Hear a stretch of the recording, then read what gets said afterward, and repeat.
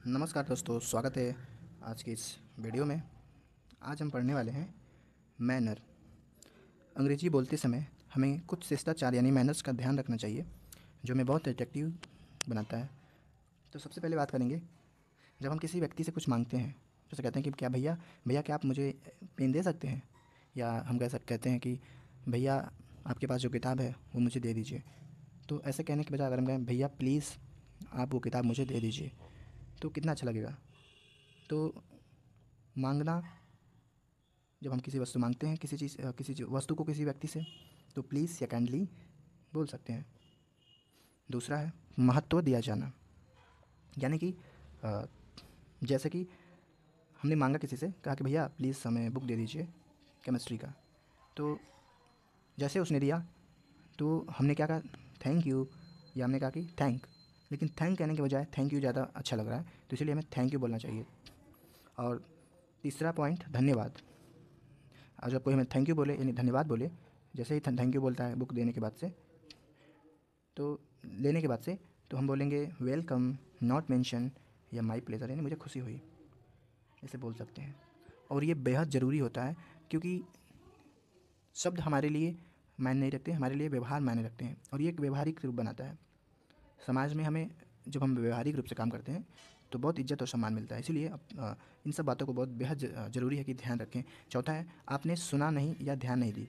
हाँ, अगर आप फ़ोन पे बात कर रहे हैं या किसी जगह पे ऐसे जगह बैठे हैं जहाँ आपने ध्यान नहीं दिया, तो आप नम्रता से कह सकते हैं will you please repeat it, I did not get you. या केवल आप इतना भी कह सकते हैं विल यू प्लीज़ रिपीट। या आप कह सकते हैं आई एम सॉरी, या एक्सक्यूज़ मी कह सकते हैं।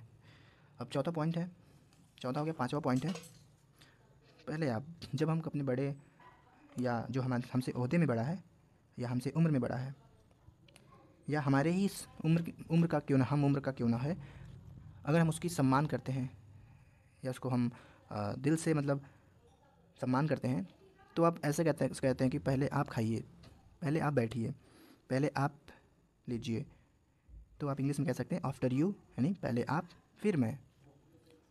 छठा पॉइंट है हाउ आर यू। अगर हमसे कोई पूछता है हाउ आर यू, आप कैसे हैं, तो आप भी आमतौर पर ऐसे कहते हैं कि आई एम फाइन, और हर कोई कहता है। लेकिन कुछ चीज़ें हैं जो हमें और व्यवहारिक बनाती हैं, तो उसके लिए हमें कहना है I am fine and you. क्योंकि जब वो हमारे बारे में पूछ रहा है, तो हमारा भी कर्तव्य होता है कि हम भी उसके बारे में पूछें। ये एक सामाजिक दायित्व के अधीन है, क्योंकि हम ही केवल नहीं पूछ रहे हैं, वो भी पूछ रहा है, तब भी हम पूछ रहे हैं। तो इसीलिए कह सकते हैं ग्रेट एंड यू टेल। सातवां पॉइंट है बीच में रोककर। अगर कोई बात कर रहा है, कोई स्कूल में टीचर पढ़ा रहा है, तो बीच में हम रोक कर उसे कह सकते हैं sorry to interrupt you, sorry to intervene. तो दोस्तों, ये सब इतना काफ़ी नहीं है अपने शिष्टाचार मैनर को डेवलप करने के लिए, ये इतना काफ़ी नहीं है। अगर अच्छा होगा कि आप और नम्रता से और शांति से पेश आएँ और बातें करें, तो शायद आप अच्छे शिष्टाचार के लायक हो जाएंगे, क्योंकि इससे समाज में, जिस सोसाइटी में आप रहते हैं, वहाँ पे आपकी इज्जत बढ़ सकती है, आपकी सम्मान लोगों के प्रति बढ़ सकती है। तो इसीलिए ध्यान दें ज़्यादातर कि इन सब छोटी छोटी बातों को आप ज़रूर से याद रखें। और इंग्लिश में तो ये पक्का है कि इतना तो बोलना ही बोलना है।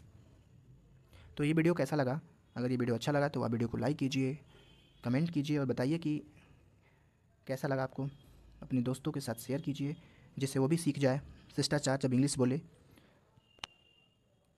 तो मिलते हैं अगली वीडियो में, तब तक के लिए धन्यवाद।